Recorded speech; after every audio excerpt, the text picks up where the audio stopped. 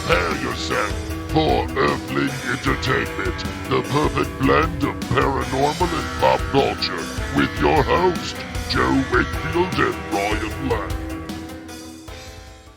Hello, and welcome to another episode of Earthling Entertainment with Joe Wakefield and Ryan Lang. Hey, I'm the host that's recovering from surgery. It was pretty bad. Joe Wakefield. I'm just getting over a little bit of a cold. I'm Ryan Lang.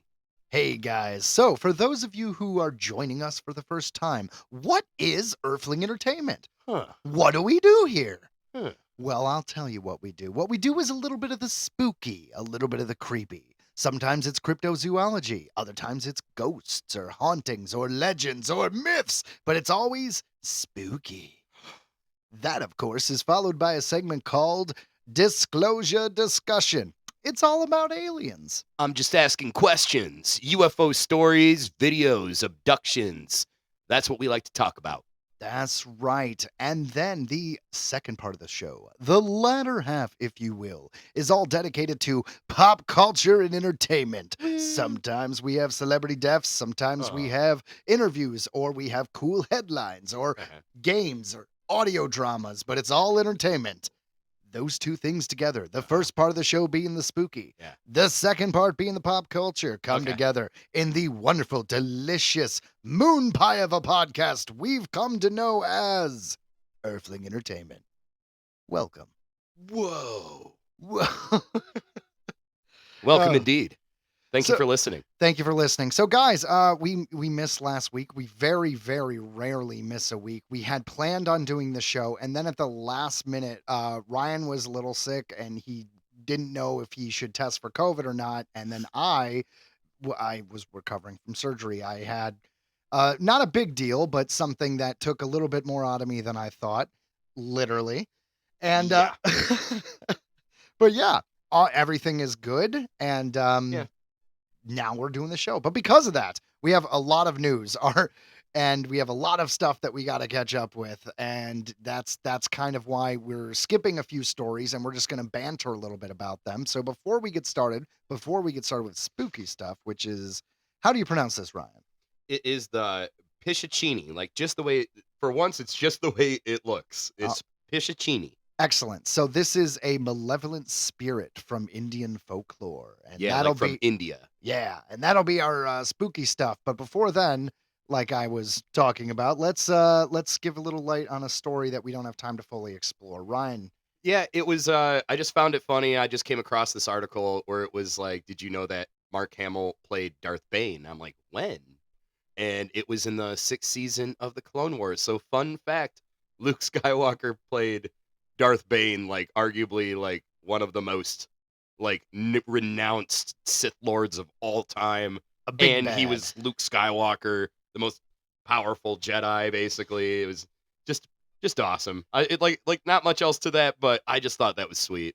Well, you know, it's very interesting because maybe in like the Star Wars universe, they're going to be like, we're going to talk more about reincarnation, and maybe the Skywalker lineage way down the line was That's Bane. Possible. That's I don't maybe. know. I mean, they like retconning stuff. I wouldn't put it past them because, like, in that episode, I remember it was like Yoda was like trapped in like a Sith temple, and he had to, and he encountered basically the spirit that was. Yeah, that was that character. But and then thinking about like the voice acting, thing, with video games, it's all, the voice acting brings so much to it. I've actually been replaying some old ones. I'm almost done with my run of Dragon Age 2, which is a great game. I know the new one's coming out, Dragon Age Vanguard, right? Oh, I can't wait. It's my favorite style. It's just like Knights of the Republic. It's like a 4-party, RPG. You can pick through like a bunch of different characters to come with you, only 4 at a time. And you get to know each companion and their past, and sometimes you can have sex with them. It's great. That is an important part in video games nowadays. It is. It's weird because there's a few video games where you could actually, I assume because there's sex scenes because I haven't played all the way through them. But in Dragon Age, you can actually pick whether or not your character has genitalia, what kind of genitalia, and what gender they identify as. And then they, I don't even know like about all that. Cyberpunk 2027, the same thing. You could be like, be naked? Do you want it to be like Ken doll, or do you want to have a penis? And Right. and I'm like, wow, video games have gone a real. Weren't we pissed off that Mortal Kombat had blood in like the early '90s? America, Yeah. wow, you guys, come on. And you look at the fatalities now and like the animalities now and shit like that in the new Mortal Kombat game. It's brutal as fuck. It's sweet. That, I know they rebooted it recently of Mortal Kombat 1. With me though, if we're gonna go a little bit of video game talk, I will Of say course. that I've been playing the second part of the Final Fantasy VII reboot trilogy. So in 1997, Final Fantasy VII was released in the US. I'm not sure if it was released in Japan earlier. I'm not sure, but big hit. Long story short, everyone wanted a remake of it for all this time, and when we finally got one, So it was 7, Final Fantasy 7. it was Final Fantasy VII. So the remake that everyone waited for, long story short, they're kind of doing their own thing. It was more of a reimagining, not just like recreating the game. So it lost a lot of people, but then it gained a lot of more fans. Yeah. Yeah. No, and I mean, that's a good thing. Sure. Right? Well, the reason why I bring it up is I'm playing that now, and I am on the second game because that's all that's been released, and it's called Final Fantasy VII Rebirth. I'm not a completionist, but I like to do as many side quests as I can. Well, this game is it is a lot of bloat. It is not that it's too big. It's like there's stupid busy work. There's times where there is no need for this to be a thing. Why do I have to walk really, really slowly and follow these people? Why do I have to get from point A to point B in this dungeon? Why do I have to throw boxes and flip switches? And like, there's just so much busy work. To give you an idea, I am close to finishing the game. I'm on chapter 12 and there's only 14 chapters. But I am 94 hours into that game. Nice. And I have a baby boy, so let me tell you, this has taken me forever. I've been playing this game since the fall. Yeah. Yeah, it's been months, and I'm just ready to move on to the next guy. I have backup games because I don't have time to play them all, and this game has overstayed its welcome. Dude, how much I love Final Fantasy VII is the reason why I've stuck with PlayStation all this time. Because it was rumored that Final Fantasy, because I had Xbox 360 around the same time, I think PlayStation 3 was out. And I went back to PlayStation because of the rumor that they were going to make the Final Fantasy VII remake. So PlayStation 4, PlayStation 5, I stayed with them all this time because of Final Fantasy VII. And let me tell you, I just want this game to fucking end. I think that's kind of like why I stuck with Xbox is I was just always waiting for a Knights of the Old Republic game. Yeah. Like another one or like a third one or a remake, anything. Well, to bring this whole conversation full circle, that character that Mark Hamill played, that was in Knights of the Old Republic, right? No, No? not Darth Bane. Damn, that would have been perfect. No, in that one it was Darth Revan, Darth Malak, and then in the second one it was like Darth Nihilist. It was Darth Scion and Treya. And whatever, if you were evil in your character, whatever you decided to. I always made myself a Darth something if I was going to be evil. Right. Wouldn't it be unfortunate if your name started with a D? It just sounds too much like, I don't know, like a Stan Lee major name. Like, I'm Darth Duffy. Like, I'm just saying. Damn it. It's like if your name started with an M, like, I am Moff Matt.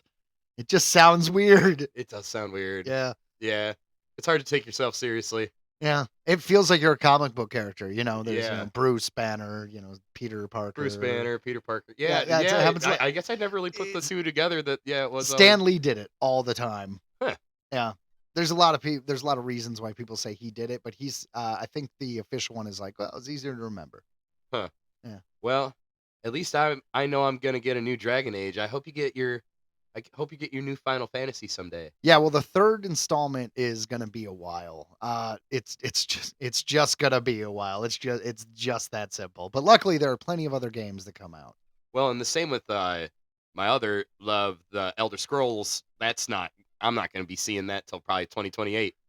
Ooh, rough. Like 2020, like 7. They say at the possible earliest, but I doubt it. I don't know. We'll see. We'll see what goes on with that. Yeah, and with that, let's jump into our first topic. Spooky stuff. Pishachini, the malevolent spirit. In the vast realm of Indian mythology and folklore, Few supernatural beings evoke as much fear and intrigue as the Pishachini. Known as a malevolent female spirit or demon, Pishachini is often associated with death, darkness, and possession.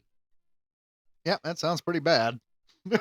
Not not great. It would suck to be associated with just terrible things. Just be like, Joe, he's known for spilling drinks and parties. Damn it. You sort of are, actually, a little bit. Depicted. And stealing lighters, I know. Yes, yes. Actually, it was funny. I did accidentally steal lighters all the time because when back in the day at parties, when someone has a lighter, I would always just put it in my pocket. So much so that I had a drawer full of lighters, and You did. people would come and reclaim them throughout the week. Yes. Yep. Sorry, that was a really weird tangent. It's okay, Joe. I remember those days. You always gave them back, you know? Okay, to be fair, Zach was pretty smart. We had a friend named Zach. I hate tape. I just don't like adhesive on Oh my stuff. It God, grosses I me remember. out. So he wrapped his lighter in double-sided tape because he knew I would never use it or take it. And to be fair, that one worked. Andy, our other friend, his strategy was he had one of those tethers on his belt. Yep. So it, when he would pull out, it would always come back to him. So it was such a problem that I had my friends actively trying different techniques to stop me from stealing their lighters. I think I just made sure to be adamant. I'm like, Joe, that's my lighter, Joe. Fair. It's true. I was pretty annoyed. All right, fair enough. Because we only did one paragraph of this, why don't you just start over? So in the vast realm of Indian mythology and folklore, few supernatural beings evoke as much fear and intrigue as the Pishachini. Known as a malevolent female spirit or demon, Pishachini is often associated with death, darkness, and possession. Depicted as a frightening, flesh-eating entity, she is believed to haunt cremation grounds, forests, and desolate places, preying on vulnerable humans. She's not only a figure of terror, but also a symbol of the darker, more destructive forces of the universe. Pishachini is a feminine form of the term Pishacha, which refers to the class of flesh-eating malevolent spirits in Hindu mythology. These beings are often compared to vampires or ghouls in Western mythology, feeding on human flesh and consuming the life force of their victims. Pishachini is specifically a female demon, often depicted as an incredibly hideous woman who can shapeshift into an alluring figure to decept her prey. They are not all. So she's either hot or hideous, basically, right? Is she trying to seduce you in a succubus style or I'm going to lure you into my trap style? Hot as hell. But otherwise, horribly scary. Logic would dictate, the worst case of beer goggles ever. That's what I'm saying. Nice. They are not just random malevolent entities. They often have backstories involving betrayal, unfulfilled desires, or violent deaths, making them vengeful spirits who exact revenge on the living. Yeah, nothing worse than a ghost scorned. So the origins of the Pishachini myth are rooted in ancient Hindu scriptures and folklore. In Hindu texts like the Mahabharata and the Garuda Purana. Was it the Mahabharata? Because I always want to say the Mahabharata. And I know that's terrible. That's what started to come out because I got it mixed up. So it's the Mahabharata. Yeah, I have a friend who's I went to film school with. His name is Shintan, and he tried so hard to teach me how to say it because I refer to it a lot, and that's a lot of really fun myths come from those books. And I know another one is the Bhagavad Gita. I know that's another one, but yeah. All right. And that's how I got it mixed up as I was saying this. So the Mahabharata and the Garuda Purana, the Pishachas are described as dark, demonic beings born out of ignorance and impure desires. They are said to have been created by the creator god Brahma, either from the darkness or as the result of the divine being's unholy thoughts. See, you're pretty much a god if your pissed off thoughts can manifest in a being. I mean, Yes. yeah, like I am so mad at you, and I've you been look up, there. I made a Trevor. Thank Damn God- it, I was gonna say I think I've made a lot of evil little Trevor goblins like fucking Trevor. Like you're in the fast lane, dude. This is the passing lane. All right, Just saying. I'd say we took a walk around the block to make that one work. But yeah. But I'm just saying, could you imagine you just manifest a demon in someone's car? You just see Shit. this little Well, at thing that like, point, bouncing around in there. Well, that would be kind of cool because you just point at things and get pissed off.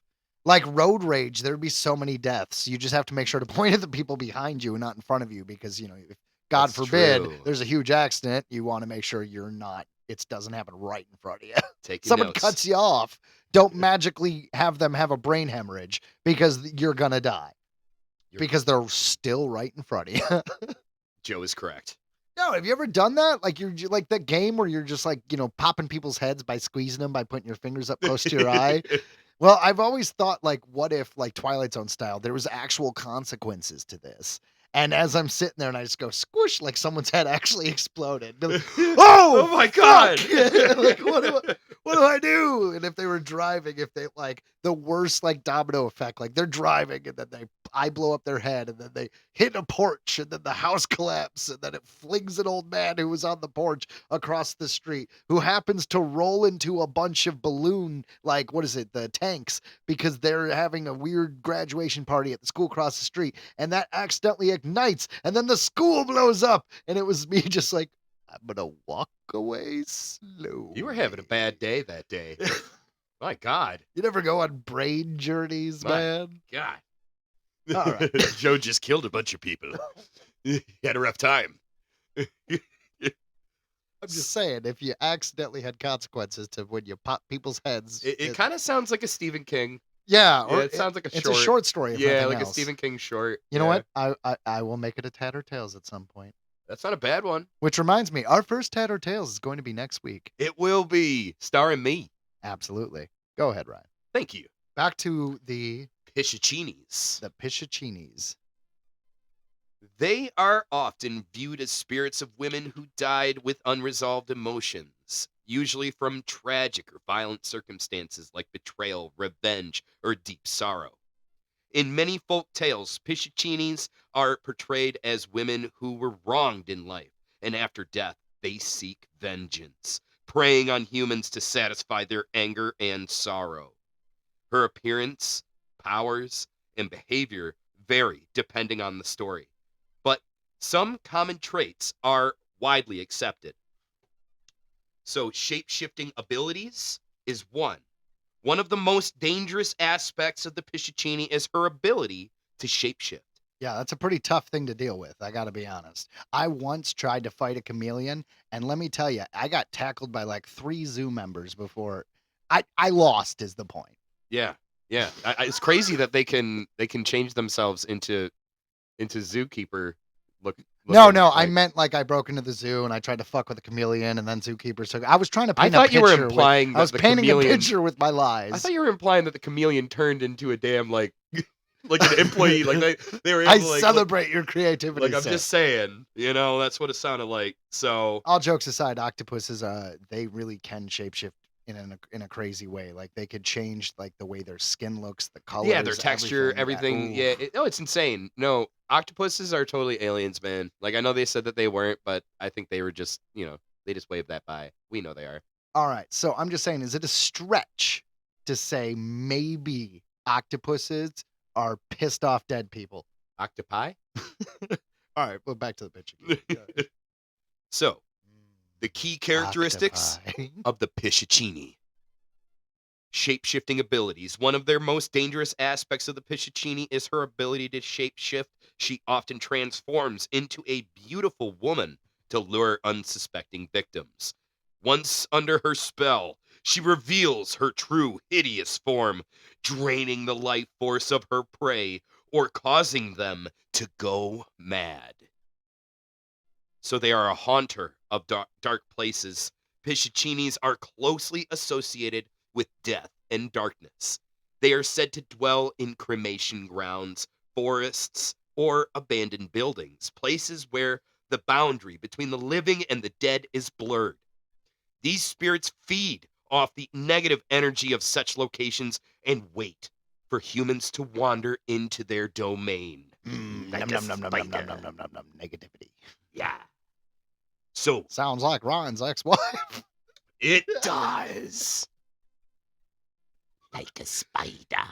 Too much? No. Good. Good. Possession and madness. In addition to killing or eating their victims, Pishachini is known to possess people. Those possessed by her may experience extreme madness, paranoia, maybe they just smoke some weed, or even exhibit violent behavior, Joe. Well, if they exhibit violent behavior, they probably didn't smoke any weed, right? Probably not. Maybe they were drunk. Maybe. Yeah. In some folklore, Pishachinis can control their victims to do their bidding or drain their life force slowly over time. So that's why I'm waking up feeling like shit all the time. I'm just being slowly drained by a Pishachini. Honestly, though, that'd be scary fate. Like, I mean, just being a zombie for someone, like they kind of get to control your actions and what you do. Here's the thing. If you are just tuned out and you're a zombie, well, that sucks, but that's not as bad as like being aware of everything you're doing and not having control of your body. That's what made, as weird as this sounds, when we were kids in the 90s, they had an Animorphs book series where the aliens were, the villains were slugs that would go into people's ears and control them. That's right. And that was something that was always scary to me because, like, the idea of just being in your head but not being able to control. I remember that messing with me too. I didn't like it. It's rough. I didn't like it. So if this malevolent spirit, the Pishachini, I would not want to be controlled like a puppet. That's awful. So she is also a vengeful spirit, Joe. Yeah. While Pishachinis are generally malevolent, their motives are often rooted in personal vengeance. Some stories describe them as a wronged woman seeking retribution for betrayal, injustice, or violence committed against them during their human life. This adds an element of tragedy to their otherwise terrifying nature. I mean, they're still gonna mess with you. I was gonna say it's gonna be kind of hard to feel bad for them as they're like consuming you, and your life force, and driving you crazy. Someone's Jason Voorhees is sticking you in the chest with a machete, and he's like, "I had a rough childhood. I miss my mom. I miss my like mom." as he's stabbing you, it's just like I don't know how to feel, Jason. Like, you know, he misses. Yeah, I don't feel bad for you anymore, Jason. I don't feel bad. Well, at least, like all those movies, if I'm dead, I must have had sex or done drugs. So it was a good night up until the shame death. on you. Yeah. You heathen. It kind of did seem like that was the message, right? Like, we can get away with it in horror movies if these are bad kids. Don't worry about it. Well, wasn't that was the whole thing with Scream, right? The whole this like how to get killed. Switching that, How to get killed is have sex. So, seduction and deception, Joe. Many tales depict the Pishachini using her powers of illusion to seduce men, especially travelers or lonely individuals. She often appears as an irresistibly beautiful woman, enticing them before revealing her true form. 3 boobs! That's right. She's the chick from Total Recall from the 80s. And either devouring them or leading them to madness. Okay, well, that's not that bad. I've had a lot of people drive me crazy. I mean, it just feels like they date you. I mean, right? Yeah, it's just, I'm not really looking for a relationship right now. That'd be funny if, like, it was just like a super clingy, like, nightmare of like a girlfriend situation, and that was the interpretation of it. Was just like a very clingy. That's how they drive you to madness. Like they were just like, "Hi, how are you? What are you doing?" Like like this is just like really. Well, like Kay and Peele had that joke where they had that terrible girlfriend who was just like, "Come on, Megan, get your jacket. Remember the whole fucking sketch? I can't obviously do an impression. I think All I right, missed well, it. I'm rambling and I've put myself in a corner where I'm not gonna try to do someone else's character. Yeah, I got you. Yeah, we're done. All right. So, you know, Joe, she also has an imposing. Fuck, we're still talking about this. All right, yes. continue. All right. She still has an imposing physical form. That of a lobster. In her true form, Pishachini is described as grotesque and terrifying, with long, tangled hair, sharp claws, bloodshot eyes, and a foul smell. Her appearance reflects her inner corruption and unholy nature, designed to instill fear in those who encounter her. So, throughout India, the demon is a common figure in local folklore and horror stories. Rural areas, in particular, are rich with tales of malevolent spirits haunting villages, forests, and isolated roads. These stories serve as cautionary tales, warning people, especially young men, about the dangers of lust, betrayal, and the consequences of straying from the righteous path. Yes. Don't screw some weird lady you find in the woods. Don't want to go down that road. Don't want to go down that road. It's isolated. It's always about like, gotta keep the kids in line. That's where know what part I of mean? this starts to. Yeah. A lot of our stories starts to just, because they're so old. It was just stories that parents would teach their kids to keep them away from the river. Yeah, from drowning, exactly. Yeah, or- don't go to the river. Why? There's this horse. You touch it, you're glued to it. You get pulled under the Yeah, water. yeah, you the drown. skinless horse The one. kelpie. Yeah. Yeah. Or 100 other ones. I think the kappa, the Japanese turtle one, is the same thing. Where it was just like, this is probably because parents didn't want their babies to drown. Yeah, and this one's pretty much just being like, don't have sex. Don't do it. There's a lot of myths from There's a don't have Pishachini sex. who will kick your ass. And then Like, someone doesn't have sex, and then they are raped by a giant goose. Oh no, my that's God. Greek mythology, man. Good God. Zeus, come on, Zeus turned into animals. And That's right. Yeah, he that's did that all the time. all the time. All the time. There was a lot of interspecies erotica. People going wonder on why I have there. issues with religion. No, I'm just not saying- at all. It's all totally true. Well, someone gets swallowed by a giant whale and survives for days. Is He that did. the Bible or Pinocchio? I forget. The answer's both. That's true. Joe is hitting the nail on the head. So, in some traditions, Pishachini is considered to be a guardian of certain places, especially those where violent deaths or murders have occurred. She is thought to guard such locations, trapping the souls of the dead and feeding off of their lingering life force. So it's like, even when you're dying, you're already dead, and this thing's still sucking off of you. That's crazy. That is your ex-wife. That is. Oh my God. Here are some famous folklore stories featuring the Pishachini. The alluring woman by the road. One of the most famous stories involving Pishachini involves a beautiful woman standing alone by the side of the road late at night. Travelers are warned not to stop for her, for she is the Pishachini in disguise. Those who fall for her beauty are led into the forest or an abandoned area where she reveals her true form and devours them. Wah, wah, wah. The Haunted Village.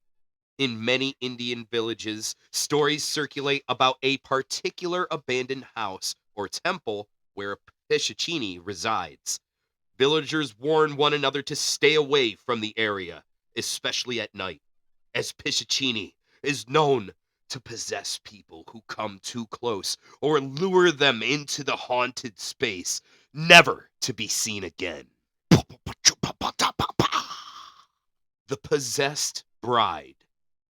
In another common folklore tale, a bride-to-be is possessed by on the eve of her wedding.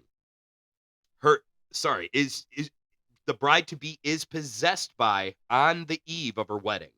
Her behavior becomes erratic and dangerous, terrifying her family, a local priest or shaman must perform a ritual exorcism to drive the spirit away and save the woman. The Pishachini just wanted some tail. Evidently.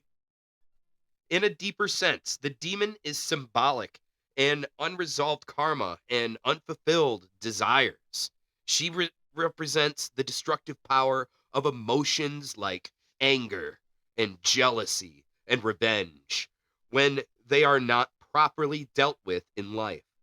According to Hindu beliefs, souls that are unable to find peace after death due to their negative emotions or violent deaths become malevolent spirits. All right, so I'm just saying, if we wanted to destroy the Pishachini forever, if we wanted to make sure they do not exist, it seems like we send an army of therapists to India, That's right. and we make sure everyone deals with their trauma.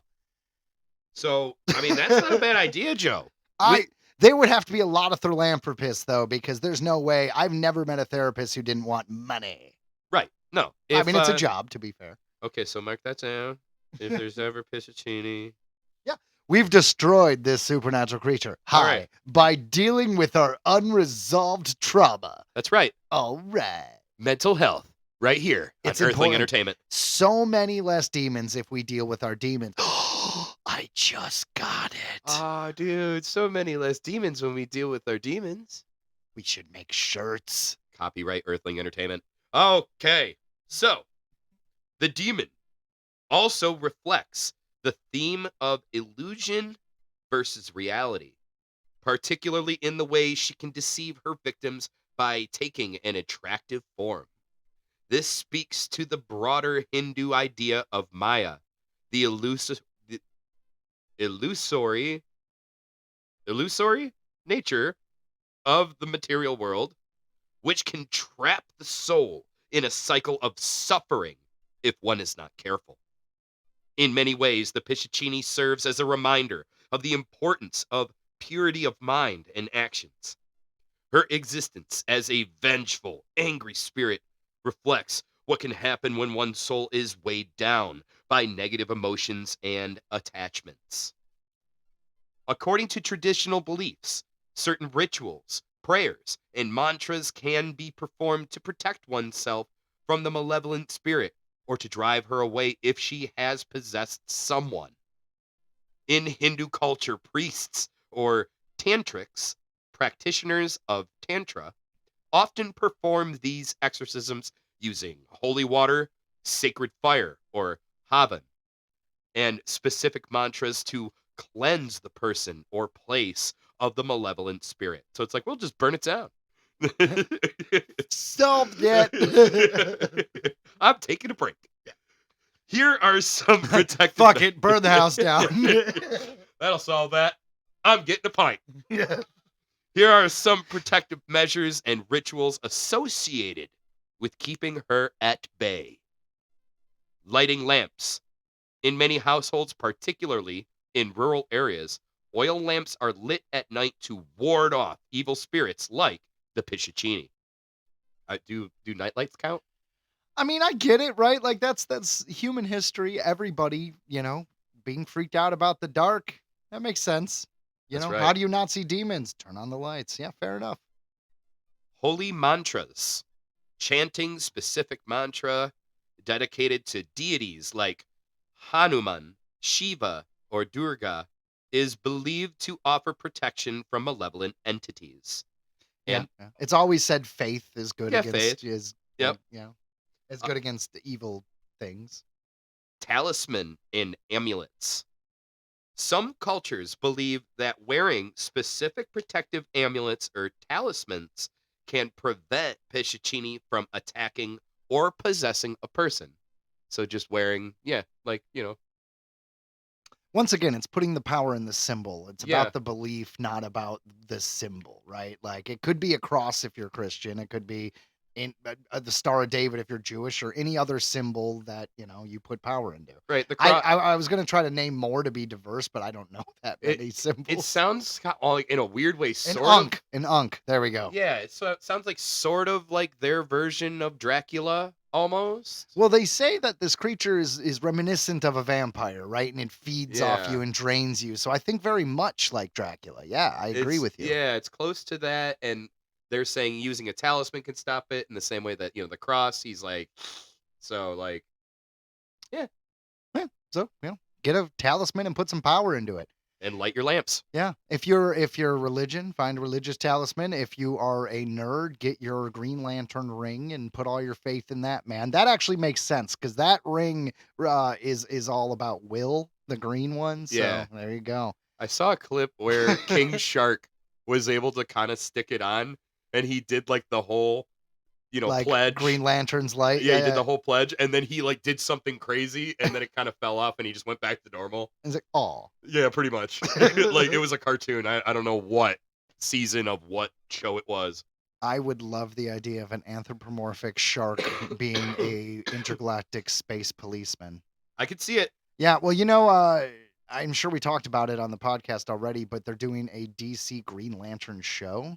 It's Cool. just called Lanterns, and they're having like Guy Gardner, Jason, like they have like all the Green Lanterns gonna be in it. It's gonna be a weird cop show though. That's sweet. Yeah, No, well, yeah. it's just interesting. And I'm a weirdo. I honestly never understood why people hated, because I never really read the comic. I thought the Green Lantern movie was good. Like everybody hated it, and I was like, well, why does everybody hate it? It was good. Because the evil space cloud was not supposed to be an evil space cloud. It was supposed to be a creature. There's a lot of reasons. See, I'd see not knowing any of these things as a movie. I They're- thought it was fine. I had fun with it. At the time, it was like 2011. I know as a fact because I saw it at the drive-in, and I was with a long-term girlfriend, and it was at the end of our relationship. And at that point, it was all but clear that the writing was on the wall. So I just remember like having a really bad time, and I associate it with Green Lantern. So I watched Green Lantern, and I'm just like, yeah, that was the end of that relationship.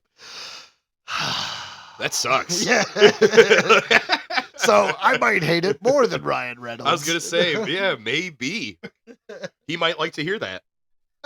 So, the Pishachini continues to captivate the imagination and modern Indian culture. She appears in horror films, television shows, and books as a symbol of the terrifying and unpredictable forces that lurk just beyond the ordinary world. In these portrayals, she is unpredictable forces. She is often shown as a vengeful, seductive spirit who brings death and chaos wherever she goes, tapping into the primal fear of the unknown and the unseen. In recent years, Indian horror films and television series have revived interest in the Pishachini, portraying her in various forms, sometimes as a tragic figure, other times as a purely malevolent force. Shows like Nazar and other supernatural dramas feature Pishachini-inspired characters, blending ancient folklore with contemporary. Needless to say, whether this female demon spirit exists or is just merely folklore, her impact on our culture can be felt even in the farthest reaches and darkest places of the human soul. Ba-ba, ja-ba, da-ba-ba-ba. Yeah, so very fun. That was this week's spooky stuff, the Pishachini. I'm actually surprised that one hasn't come up before because I don't know, it checked all our boxes. Like It really did. It was a unique thing. It was I missed doing, it was unique. I miss doing spooky stuff on cryptids like this, where like the more worldly ones. yeah, the ones that are hard for me to pronounce. I think that we need more of those. Like honestly, because those are always the best ones, because it's from a culture, you don't know much about. It's like, so it's got all this extra rich, history to it. It's cool. I love that shit. Absolutely. All right. Well, I got to interrupt us just for a sec because while we're sitting here, some breaking news came in. Oh my god. That Marvel has removed Blade from its release calendar. And this is from Variety. So all the problems with Mahershala Ali's version of Blade that was supposed to be coming out, maybe it's not officially canceled, but taking it off of the release calendar pretty much shows that it ain't happening anytime soon. It's probably canceled. Well, and I wonder if this has anything to do with, spoiler alert on, you know, Deadpool and Wolverine. Deadpool and Wolverine, but Wesley Snipes reprises the role, and they even do a gag where he like says along the lines of I'm Blade and I'm the only Blade there'll ever be. And Ryan Reynolds Maybe they knew. like as Deadpool takes like a break of the fourth wall, look at the camera like kind of like that almost, right? Because they were already in talks with a new actor to do the role. Well, no. So in 2018, Mahershala Ali was announced to be Blade. It's taken more, and at that same time, a bunch of other movies were released. All those other movies have been in theaters and released out. They're out. And this one, the Blade movie, has never even started filming. They got rid of directors. They got rid of writers. It's been in development hell, and now it's officially off the slate. Even so, like Mahershala Ali played the voice of Blade in the after credit scene of the Eternals film. Because they were that confident it was going to happen. And how long ago was the Eternals film? And that was years after he was announced. So this is the writing on the walls. Plus, he was an old man. No offense. He's in his 50s. If you're going to play a superhero, you can't do it when you're that old. It's been 5-6 years since then. I feel like the Eternals was the start of the down with that because they put a lot into that and no one cared. I really liked the Eternals, but I will agree that no one seemed to be overly impressed with the film. I haven't seen it, and honestly, it's for no other reason than I just never did. Like I told you, I remember I only just watched WandaVision finally. Fair enough. All right. And guys, with that, because, sorry for the interruption, but breaking news, we want to be topical. That's right. So with that, we're going to jump into the next part of the show, which is... Disclosure discussion. Ha ha ha ha. It's about aliens and stuff. Huge UFO announcement could happen within weeks. As expert says, we've found it. This comes to us from irishstar.com. This is actually a pretty cool article. I'm very excited about this. Yeah, I was really excited when I found this one. We wanted to say this one last week. A British academic believes he's stumbled upon the most earth-shattering news. YouTuber Simon Holland, who has been involved in creating documentaries for NASA-funded projects, including one that identifies asteroids posing a threat to Earth, reveals that two competing groups of astronomers are vying to be the first to publish confirmed evidence of an alien civilization. Speaking to the Mirror, he said, "We have found a non-human, extraterrestrial intelligence in our galaxy." That's impressive. Well, it's a big galaxy, but yes. Yeah. And people don't know about it. Simon elaborates that he received this information from a source within Mark Zuckerberg's Breakthrough Listen, a privately funded initiative with the goal of discovering evidence of life beyond Earth. He believes that this groundbreaking news could be announced within the next month, coinciding with the U.S. election. I don't really coinciding with the U.S. election, like they're going to announce it. I don't know if that's true, but if it is, it makes sense. So that would be incredible because that. Well, a new president comes in, right? And then that new president says, guys, we found him. Like, no matter who the new president is, that's a big announcement. Like, that's a big thing under your belt. You get to be the president who announces we found alien life. We have totally, not even alien life, like civilization. Like an alien civilization. Crazy. So, I think I want to say I've been following this for a while, actually. That's why I was really excited about this article as well, because I had heard rumors. But so he asserts that astronomers working on the Oxford-based project have identified undeniable evidence of transmissions originating from another world, reports The Mirror. They found the evidence of a non-human technological signature a few years ago, using the Parkes telescope in Australia, Simon shares. Such extraordinary claims necessitate extraordinary evidence, and the team bankrolled by billionaires Mark Zuckerberg and Yuri Milner is scrambling to gather more proof to back up their potentially revolutionary discovery. Simon warns that they are in danger of being outpaced to the finish line. He revealed, "This is breaking news as of yesterday, but the Chinese might be pipping them to the post." Well, I think that's a Irish term. With beating them to the punch. Yes, with their fast 500-meter aperture spherical telescope program. They got a better telescope and they're looking too. It's like the space race, but instead of trying to get to the moon, we're trying to get the alien signal proof. It makes sense, doesn't it, to be the first country to announce it? Oh yeah, that is some big bragging rights. Can you imagine if Yeah. like some underdog like comes and just gets it from everyone? Be like, fucking Turkey comes out and they're like, "Hey, motherfuckers, we find the aliens." It'd be like, "Oh shit!" I Turkey. have to say, like, in a weird way though, I'm for it because that's good. Then maybe that'll actually like encourage them to actually finally frickin' tell us, because we know the truth. We know.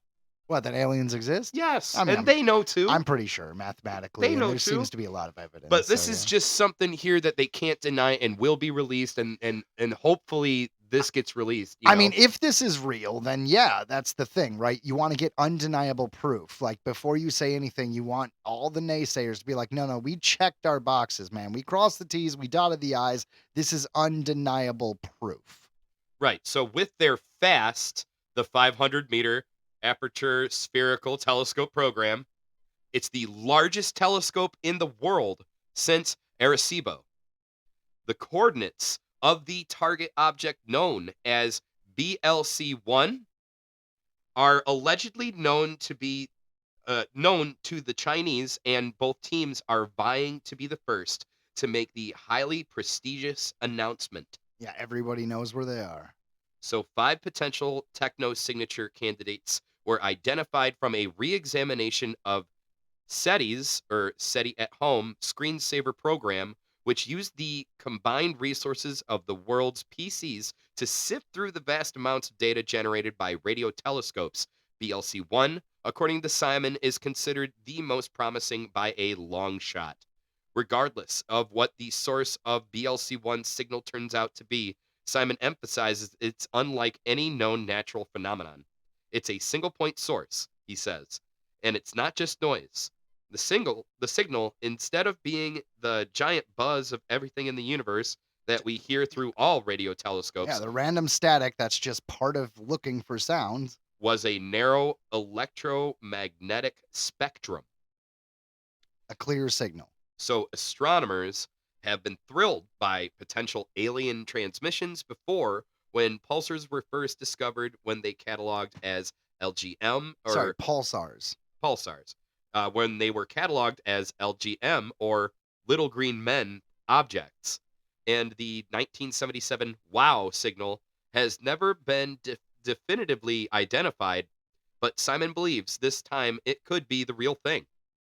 The researchers are understandably proceeding with extreme caution before declaring the groundbreaking news, but Simon reckons the announcement could be potentially from either a breakthrough listen in Oxford or the Chinese team, possibly within the upcoming month or so. It would be wonderful if it coincided with the first woman in the White House, he quipped. Well, there you go. He made his feelings very clear. I was gonna say, yep, added that there at the end, but yeah, that's incredibly exciting because, like I said, if there is some kind of race for it, good. That'll force them to actually say something.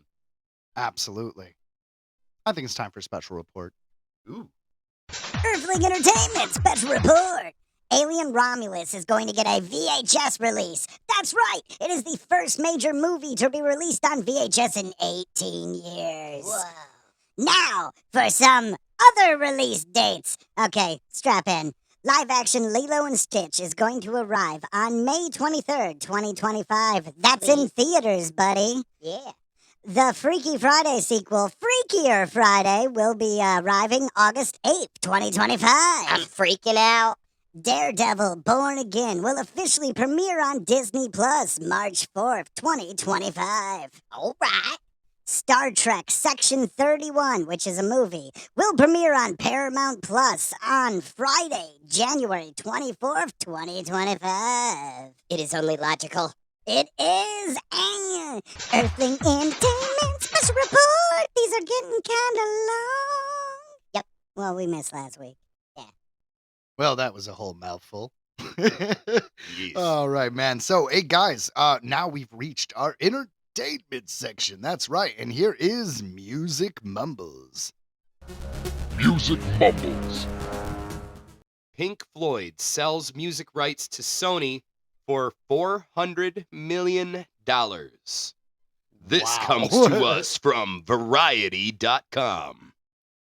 After years of false starts, the iconic British band Pink Floyd has agreed to sell their recorded music and name and likeness rights to Sony Music for approximately $400 million. Sources confirm to Variety. Not a bad sale. I mean, I don't know why. Maybe it's just because, I don't know, I can't help but, I love Pink Floyd so much. That feels like not enough. Yeah. fair enough. I mean, like the most iconic album of all time, Dark Side of the Moon, The Wall, plays, they play The Wall songs on every single radio station all around the world every day. I like, agree. I agree. You know? But keep this in perspective. I mean, I'm not talking about the families of these people, but they themselves. The ones that are still alive are very, very old. If you don't have enough money, I mean, if you don't have enough time to spend the money, what does it matter? Like, if you got a week to live, I'm sure $1 million is fine. Right. So, so the deal, one of the largest of many in recent years, apparently has finally concluded despite decades of ongoing infighting and bitter words between the band members, notably chief songwriters Roger Waters and David Gilmour. Also involved are drummer Nick Mason and the estates of keyboardist Richard Wright and founding singer-songwriter Roger Sid Barrett.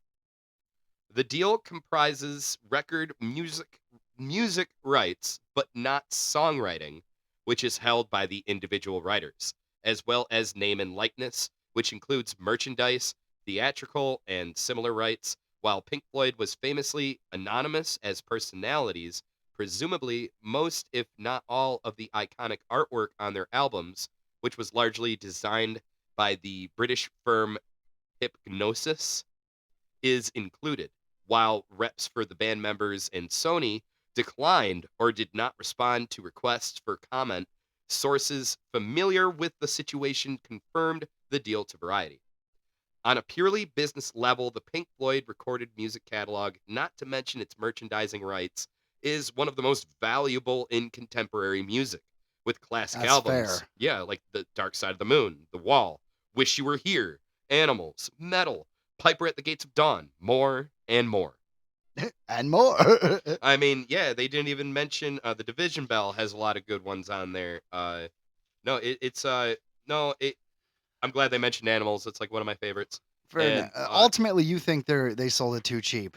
A little bit. I mean, they've Honestly, a been little arguing for bit. years. But I mean, yeah, at least they got it done. Good for them. They can put it behind them, I guess, since this was, obviously a stressful, ongoing thing. Apparently. So they got it done. Good for them. But yeah, as a fan, I think they're worth more. I think they're worth more too, but I hope everyone's happy with the deal. I am. All in all, just another brick. Another the brick wall. on the wall. Yeah. All right. I mean, look, sometimes things are just tragic.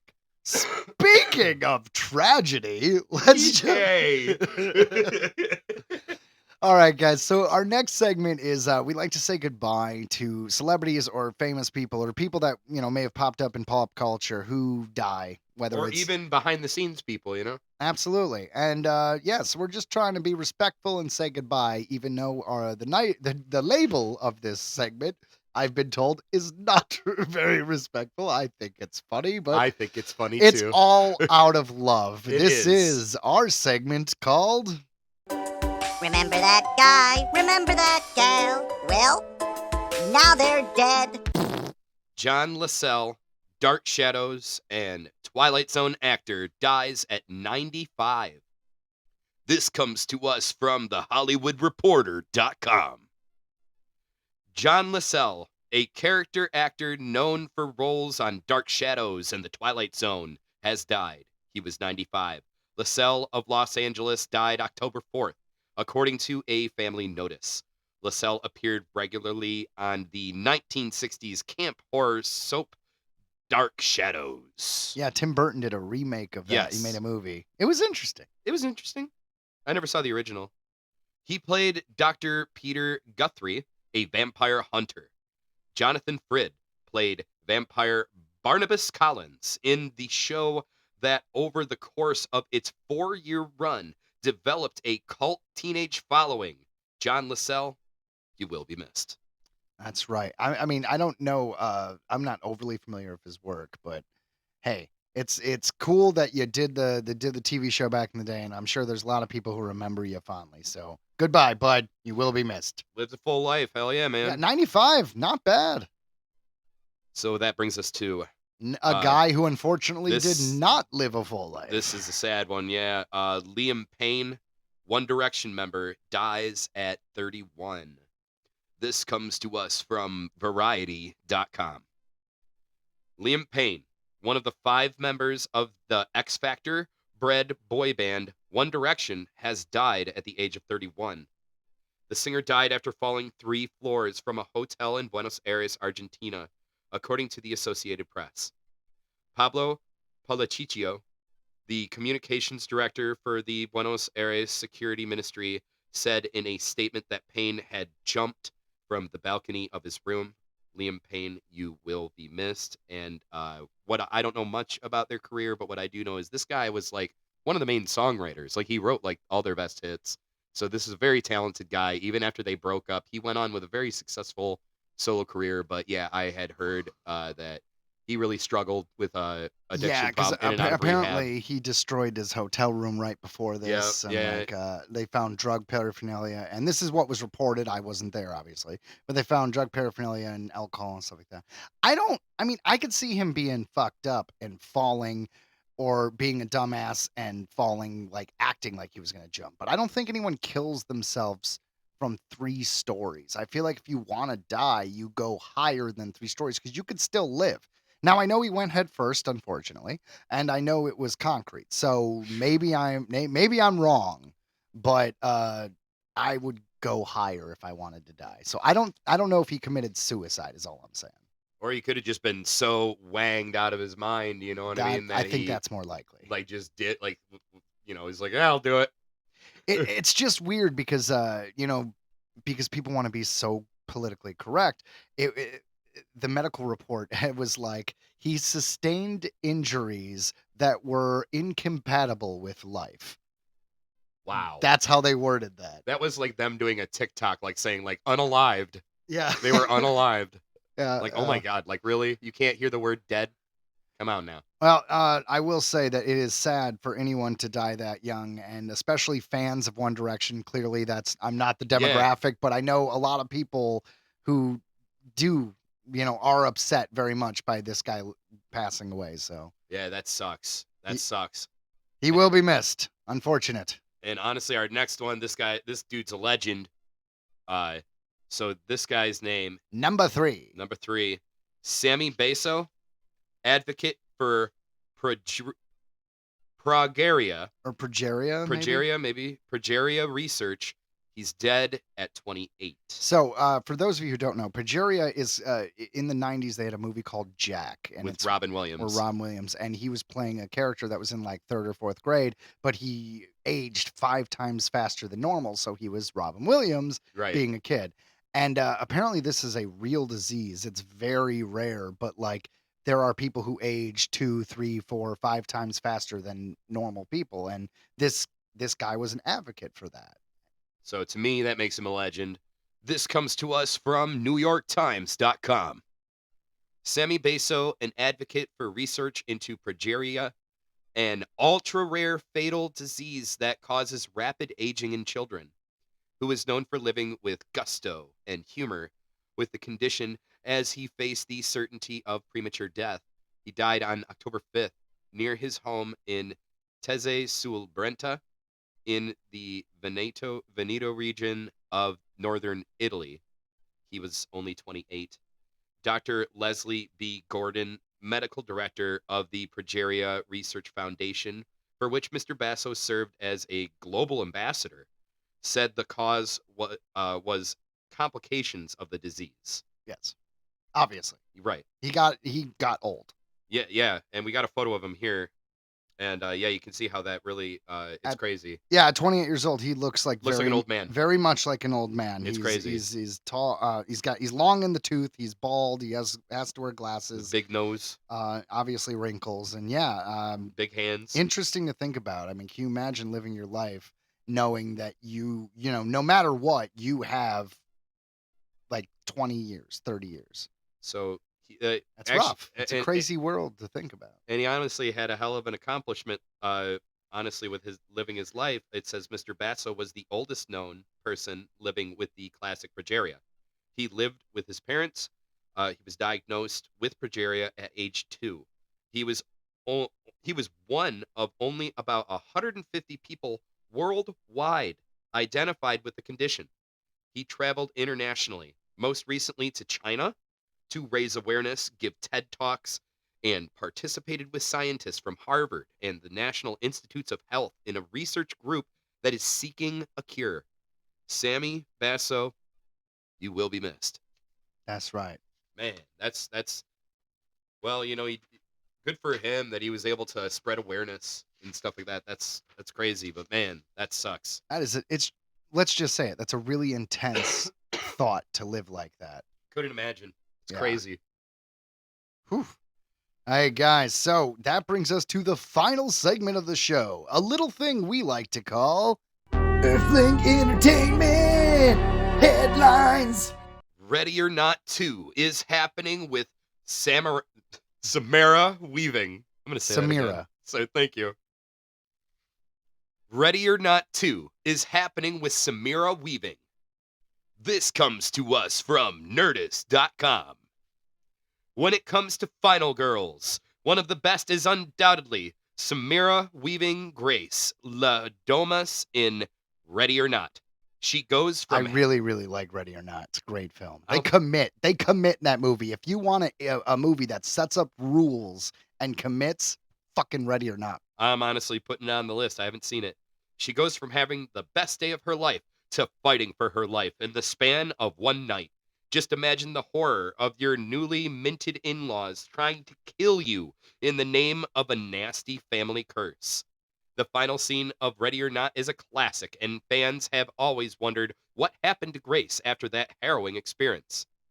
Now, we will get answers because Ready or Not 2 is in the works with Samara Weaving and Radio Silence returning.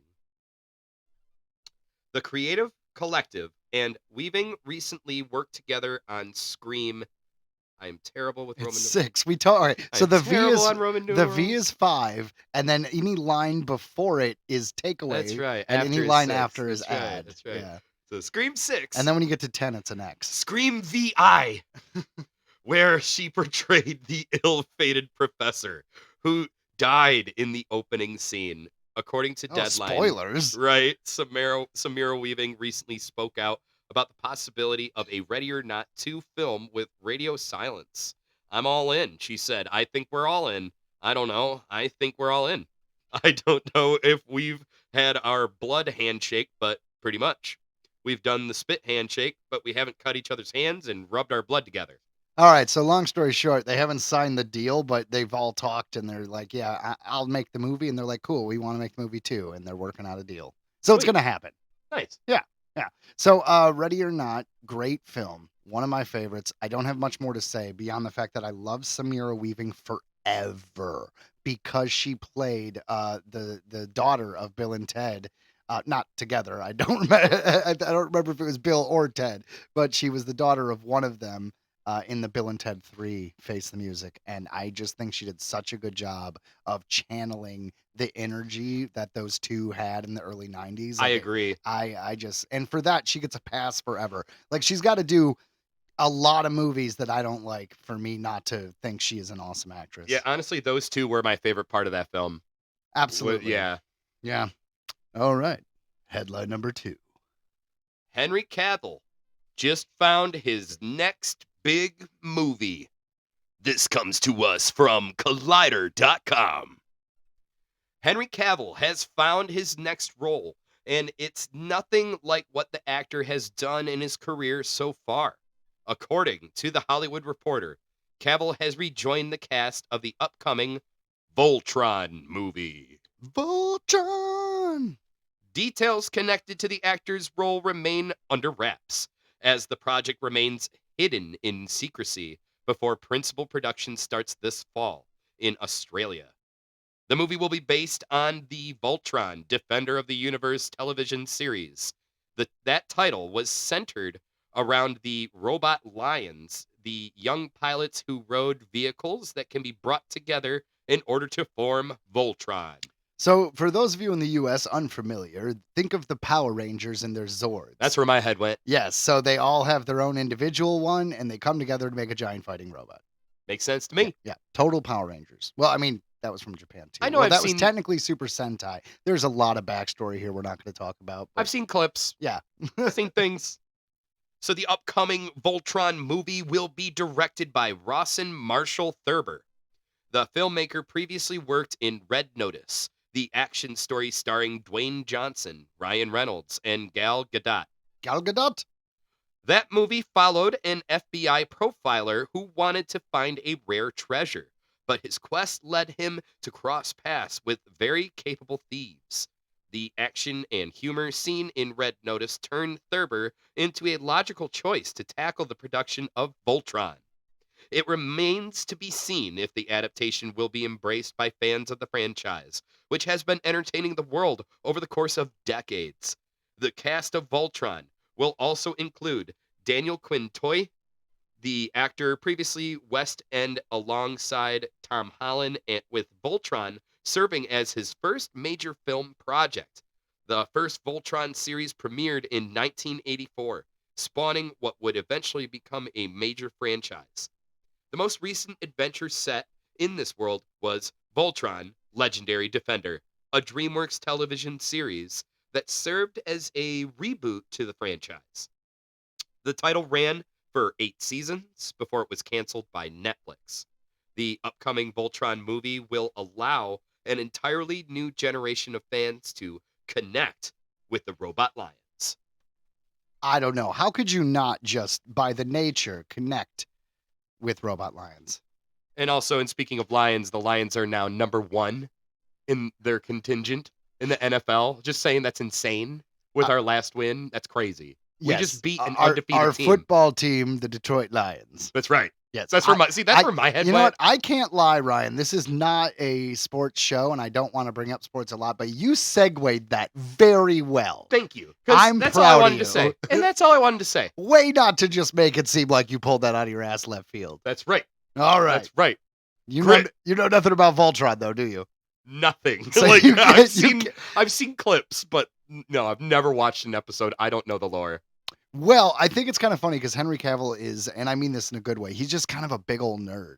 Like, oh, he almost missed like the call for him being, I don't know if it was Superman or something else, because he was playing a WoW campaign. He does he loves Warhammer. He's supposed to be involved in the Warhammer show. He did The Witcher. and that's why he left The Witcher, was because they were doing things that went against the original lore, and he was like, well, then if you guys are going to be doing that, I'm out. I don't, you know what? I heard it was because he was excited about doing Warhammer, but you might be right. That doesn't surprise me because, you know, He he's was cool. all about it. He knew, that's what people said when he came to set. He knew everything about the Witcher world, the books, he read it all. He knew it all. Played the games. Good for him. I think there's like 5 or 7 books, something like that. I tried reading all of them. I got through like 2 or 3 of them. They're good. They're just, it's a very, it's heavy. Yeah. You know what I mean? And it's kind of hard to, it's kind of like binge watching Black Mirror. Like it just weighs on you. It's tough to It do. is heavy stuff. Yeah. Yeah. Next headline. iRobot director accuses Elon Musk of stealing his designs for Tesla products. This comes to us from IGN.com. The director of the Will Smith starring 2004 film iRobot has accused Elon Musk of stealing his film's ideas for Tesla designs. Alex Proyas posted on X or Twitter a couple of days after Tesla revealed the Cybercab, a self-driving robotic taxi, to point out what he claimed were similarities between it and the cars from the 2004 sci-fi film I, Robot. And to be fair, they are very similar. They are. Yeah. And I will say this is the same director who directed The Crow, the original. So he put, "Hey Elon, can I have my designs back, please?" Proya said, with images of the Cybercab and the I, Robot car side by side. Beyond that, however, Proyas also posted... Is it Perez? Maybe. All right. I was just going like by how the way it's spelled, Proyas. Fair enough. Also posted side-by-side images of the Tesla Optimus robot with the film's robots and the Tesla Robovan next to a similar design in the film. iRobot arrived in 2004, so long before any of these Tesla designs were revealed. It told the story of Smith's character, Del Spooner, as he investigated a murder seemingly at the hands of the robot police force employed in 2035 Chicago. Neither Musk nor Tesla have responded to the post from Proyas. Now, what I will say is another thing, though, about Elon is he's a big nerd. Like, he literally put a point on the end of his rocket just because of the movie, the funny one with the guy who did Borat, The Dictator. Really? Because he was like, but it's not pointy. It won't be scary.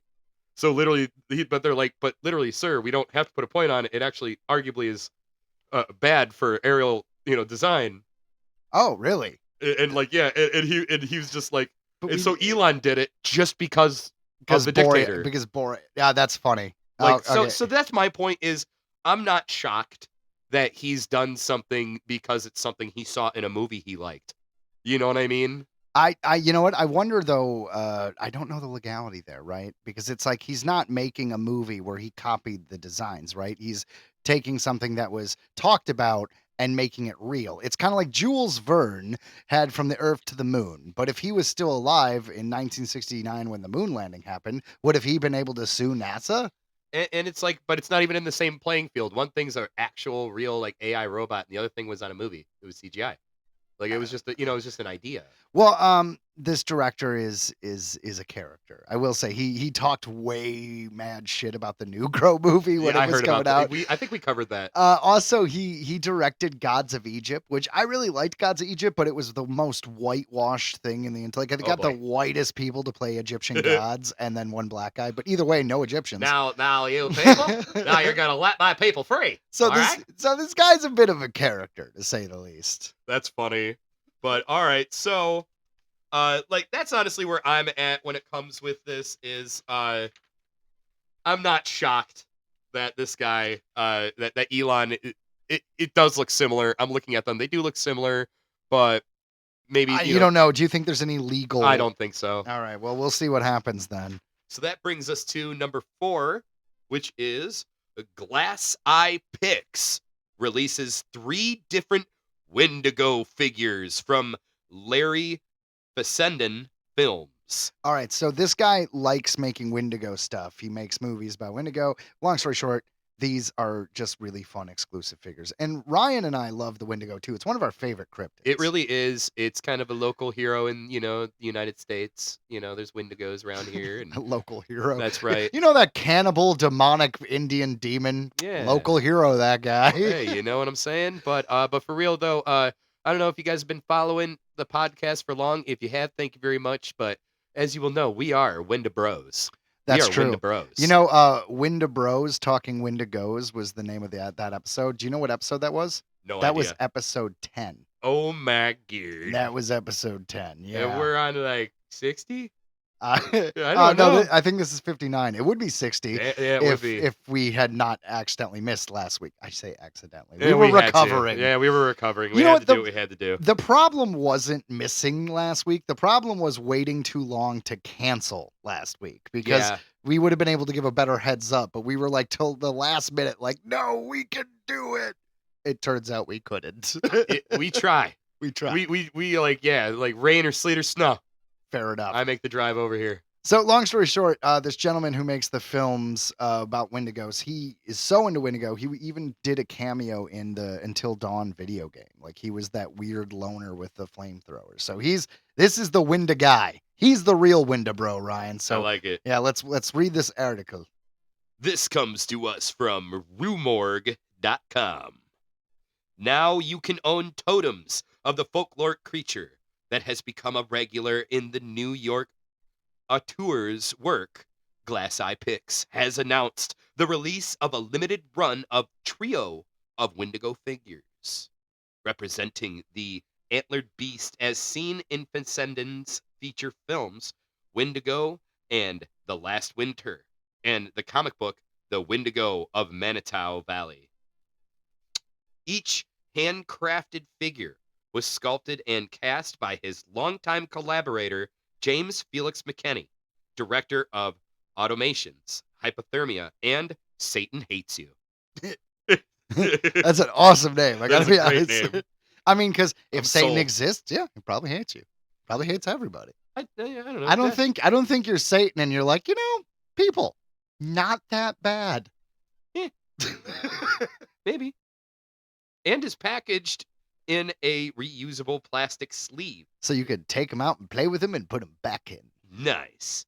With full color card art by Sarah Bereza and Bram Revel. The Wendigo is a mythical creature introduced to me by a second grade teacher telling spooky stories in his class, Descendant says. I later learned it was from the Algonquian folklore. Algonquin. Thank you. A potent myth with warnings about cannibalism, rapacious hunger, madness, and manifest destiny. Num num num num num, people. Those implications and the unknowable way in which the specter looked led me to a lifetime preoccupation with capturing its essence in the movies Wendigo, The Last Winter, and his Fear Itself episode, Skin and Bones, the video game Until Dawn, That's right. an unproduced kids' TV series, Manitou Valley, and comic books Wendigo and The Wendigo of Manitou Valley, a book of Wendigo essays and images called Sudden Storm, and even a Wendigo vinyl kit. Okay, somewhere in there, did I hear a kid's show? He tried to make a Yes, kid's show about he Wendigo. did. That is awesome. How do you? I mean, obviously he did it. It was unproduced. It was exactly. unproduced. But like, I know why. It's a hard sell. How are you like? All right, so there's this cannibalistic demon. No, Right. no. It's for kids. Don't worry about it. It's like Barney. It's just an antlered guy who goes, I ate your parents. Let's go on a magical journey. There's just one guy there with this cigar. All right, hear him out. My window mind is blown. I'm telling you. So, Yeah. go Ready? ahead. but I still haven't captured the elusive power of this potent specter, and maybe that is why it continues to haunt my imagination. Here, I want to acknowledge the many artisans who have helped me try. Maybe a Wendigo toy will break this fever, but I've come to doubt it. The trio of figures can now be ordered for $40 each, plus shipping and handling, or $110 for all three at the Glass Eye Picks website. Can't lie. I might purchase those. All right. There are a lot of figures that are collectibles that I can't lie are just like they're crap. Like they're crap as far as figures are concerned, but because they're rare and because they only make so many of them and because it's a property that you can't just get at a toy store, I can't lie. Sometimes I spend the money. They get you. That's They- how they get you. They sometimes get me with the exclusivity. I'm just saying, yeah, it's a hook. It's a hook. Well, I mean, this guy making figures of his movies makes sense. Like, there's an idea, and it's making money, and why not try to continue to make money off that idea? Much like our fifth and final headline of the show. That's right. God of War TV series hitting the reset button. That's gonna slow it down. This comes to us from IGN.com. The God of War TV series previously announced for Prime Video is hitting the reset button. A report by Deadline, separately confirmed by IGN, reveals that Sony Pictures and Amazon MGM are planning to hire a new writer's room following the departure of showrunner Rafe Judkins and executive producers Hawk Otsby and Mark Fergus, who are said to have written several scripts for the show's first season. According to the report, Sony and Amazon are apparently looking to take the series in a new creative direction, though it's unclear what that direction might be. It's tough because obviously they didn't like. I mean, to completely scrap it and start over. Sometimes that works out really well. Like they Doom, the video game. We were talking about video games earlier. Doom, DOOM, 2016. Basically, they had a very long production, and like I think it was 2 years after starting, they did the same thing. They just started completely over, and what we got was a great game. So maybe the show will be the same thing, but it obviously wasn't going well. I mean, more recently, Daredevil Reborn or the new Daredevil show, they did the same thing. They pretty much started over. Oh, okay. So, well, indeed, little is known about the God of War TV series, which looks to still be early in development after first being announced back in 2022. The original announcement revealed that it would be a live-action series set in the Norse realm of Midgard, putting it firmly in the God of War 2018 era. Judkins, who is also showrunner on the Wheel of Time, was confirmed to be helming the show, with Sony Santa Monica creative director Sony Cory Santa Monica Cory Barlog serving as an executive producer. So in an early 2024 update, Sony confirmed that writing was underway on the God of War series, though it revealed no additional info. While Judkins has since departed, Barlog is still involved with the show as an executive producer. Judkins, that has to do with contracts. Right. He's like, no matter what happens, I'm still attached. Yep, money. Judkins, for his part, remains on an overall deal with Sony Pictures and is focusing on new development in addition to his work on the Wheel of Time. One way or another, it seems it'll be a while before we finally get to see Kratos in live action, although Sony Pictures and Prime Video are still committed to continuing development. All right, so it's going to happen, but it's going to happen way later. Video game adaptations, sometimes they're great. I mean, The Last of Us was good, you know? And I mean, God of War is just based off of mythology and stuff like that. So, Well, I mean, loosely based. loosely, yeah, but like, and they've got all these games, which, I'm a huge fan of voice actors. And like we started the episode off, it's cool. We're kind of starting and ending like With talking video like games? video games kind of, because like that's what makes like a great video game even better is when like, and God of War is just famous for having just amazing cutscenes. You know what I mean? Like great dialogue, great acting. It's incredible. So, I mean, if you're a video game person, you definitely should check it out. I know the original 3 were all Greece mythology. What is it? Ancient Greece mythology. like it seems like they're kind of like, And now they're Nordic. yeah. It's pretty cool. It's pretty sweet. I honestly have only messed around with them. I've never completed a game. I've watched it played. I've watched many videos. I've watched tons of cutscenes from them. Sure. So like I've seen a lot. All I really know is Kratos is voiced by Christopher Judge, the gentleman who played Teal'c in Stargate SG-1, one of the best sci-fi shows ever. I don't know if it holds up that well. I haven't watched it in years, but I loved it as a kid. All right. Ryan's like, Stargate! I only saw the movie. Okay, well, strap in, Ryan.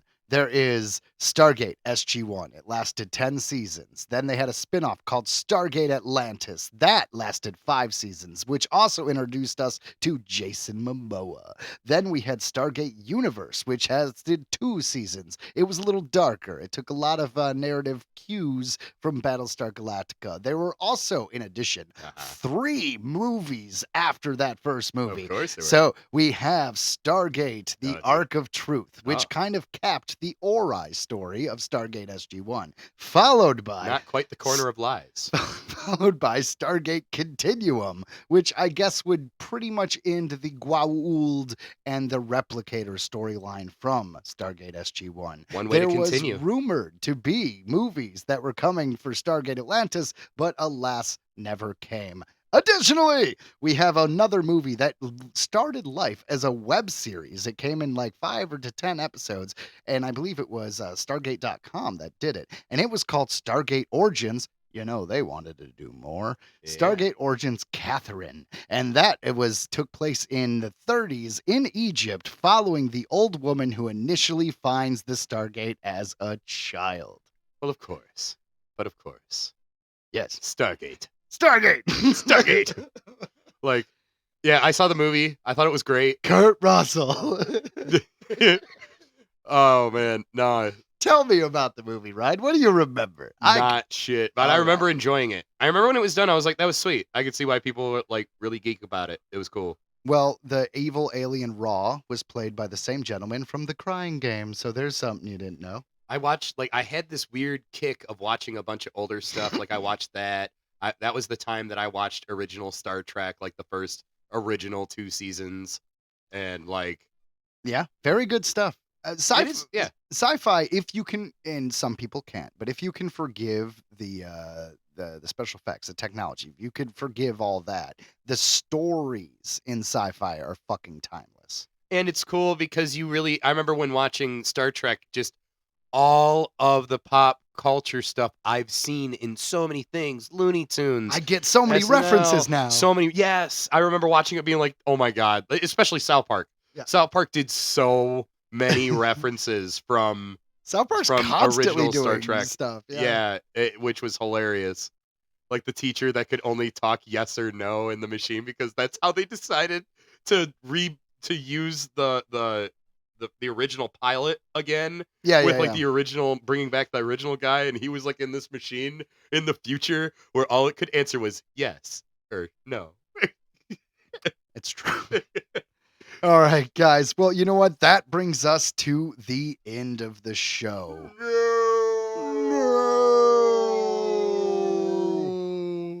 That was Anyway. my best. Oh, I liked it. Favorite I liked thing. it. Yeah, James Earl Jones would be proud. That's right. I tip my hat to you, sir.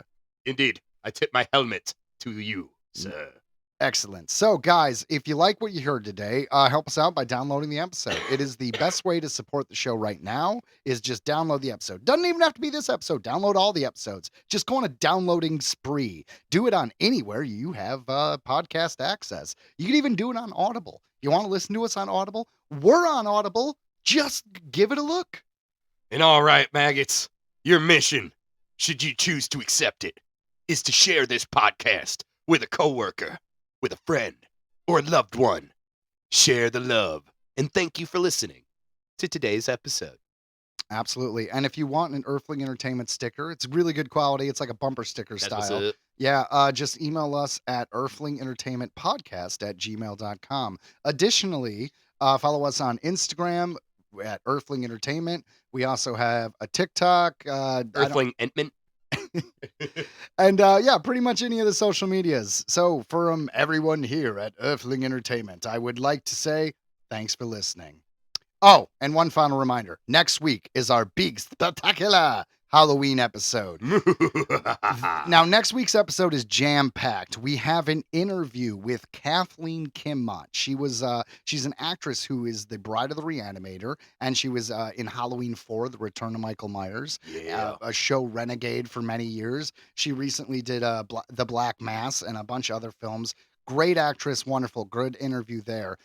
We should have a game. I say should because we haven't recorded it yet. Have a Halloween movie trivia game. And then additionally, it'll be our first episode that contains a Tattered Tales audio drama. Ooh, it's only a 13-minute audio drama. It's original story, all Halloween based. A lot of fun. Ryan's the lead. I am. It's called Num Num Num Num Num. I'm a house. That's right. And I guess that's it. I guess I checked all the boxes. I think All you right. did. So, from everyone here at Earthling Entertainment, see ya. Goodbye.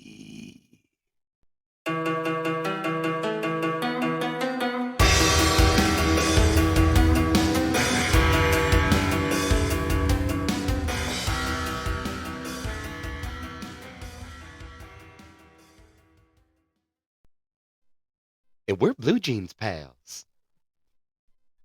Damn it. Why I did that on purpose. I knew you hit it record. I'm just like, yeah, take that. All right. That's so fucking stupid. Ready? Yeah, I guess. Okay.